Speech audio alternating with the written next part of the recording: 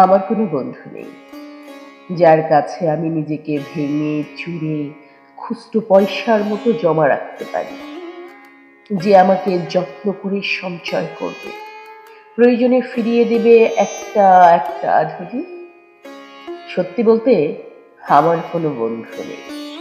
বন্ধু বলতে জেনেছি যাদের, তারা কেবল পথ চলার সঙ্গী ছিল। দূরের পথে ট্রেনে যেমন থাকে, পাশের সিটে গল্প হয়, দুপেয়ালা লেবু চায়ের দাম মেটাতে আমি দিচ্ছি, আরে আমি দিচ্ছি বলে যুদ্ধ হয়। সিগারেটের বাড়িয়ে দেওয়ার টুকরো ফুঁকে, এই যে নিন ফোন নম্বর, এদিকটাতে আবার এলে ফোন করবেন কিন্তু, বলা শেষে অচেনা এক স্টেশনে উধাও হয়। এই যে আমি পথ হাঁটছি, রোজ হাঁটছি বুকের ভেতর কষ্ট পেয়ে। এই যে আমি ক্লান্ত ভীষণ, বুকের ভেতর জমেছে কেবল দুঃখের মেঘ। তবুও আমার নিজের কোনো বৃক্ষ নেই। প্রবল দহন দিনের শেষে যার ছায়াতে জিরোবো ভেবে ফিরে আসার ইচ্ছে হয়, তেমন একটা ছায়ার মতন, আগলে রাখা মায়ার মতন আমার কোনো বন্ধু নেই।